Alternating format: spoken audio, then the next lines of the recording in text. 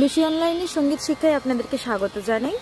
আজকে আমরা শিখতে চলেছি কিভাবে সরগম প্র্যাকটিস করব, মানে কিভাবে আমরা স্বর সাধন করে গানের গলাকে আরও শ্রুতিমধুর করে তুলব। তো তার জন্য আমরা হারমোনিয়ামে যে শুদ্ধ স্বর কটি আছে সেইগুলি পরপর করে বাজিয়ে তোমাদেরকে দেখাচ্ছি। চলো শুরু করা যাক।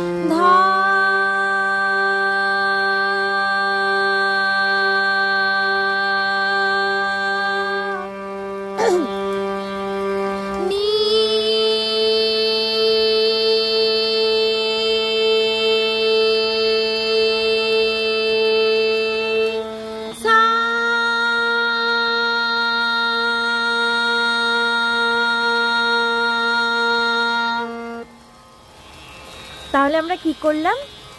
সা রে গা মা পা ধা নি সা, এই স্বর সাতটি আমরা যতক্ষণ নিঃশ্বাস নিয়ে থাকতে পারবো ততক্ষণই একটা একটা করে স্বর গাইতে থাকবো।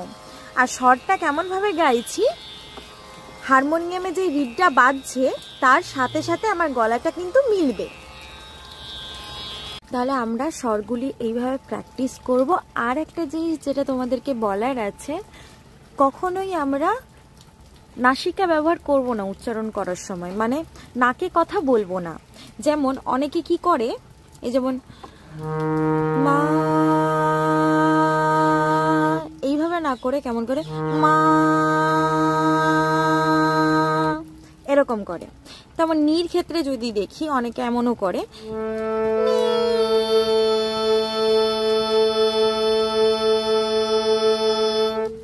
ওরকম নয়। নিটা আমরা কেমন করছি,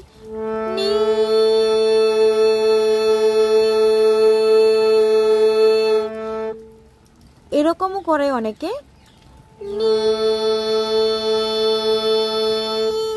এক্ষেত্রে নাসিকা ব্যবহার হচ্ছে, যেটা আমরা একেবারেই করব না, এটা ভুল। এইভাবে গান করাটা ভুল। তো আমরা কোনো ক্ষেত্রেই নাসিকা ব্যবহার করব না। সা থেকে সা দিয়ে আ বলে টান হবে। ওকে, এই জিনিসটা আমরা প্রথমে আরোহণটা করছি। আচ্ছা, আরোহণ কোনটাকে বলছি না, নিচ থেকে ওপরের দিকে ওঠাটাকে আরোহণ বলছি, ঠিক আছে? আর মানে সোজাভাবে যাওয়াটাকে আরোহণ বলছি। এরপরে যখন উল্টো দিক থেকে আসবো, যেমন সা নি ধা পা মা গা রে সা, তখন সেটাকে বলা হচ্ছে অবরোহণ। তাহলে আজকে শুধু আরোহণটাই দেখালাম। এরপরে কেমনভাবে প্র্যাকটিস করতে, প্রথমে তো আমি সা রে গা মা করে প্র্যাকটিস করলাম। এরপরেরটা কি করব না, আ দিয়ে প্র্যাকটিস করব। কিভাবে?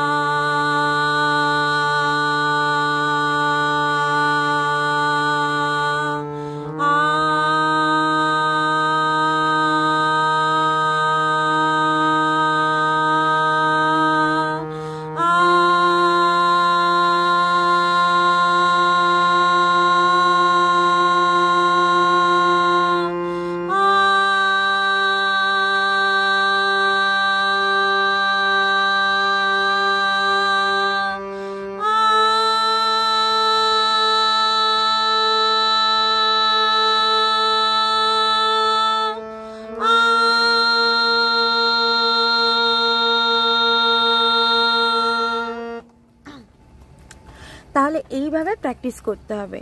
স্বর সাধনের প্রথম স্টেপ এটা। হারমোনিয়াম জানার জন্য যে কটি জিনিস জানা খুবই অত্যাবশ্যক, যেগুলো জানা খুবই প্রয়োজন, সেগুলি আমি পরপর তোমাদেরকে ভিডিওতে দিয়ে দেব।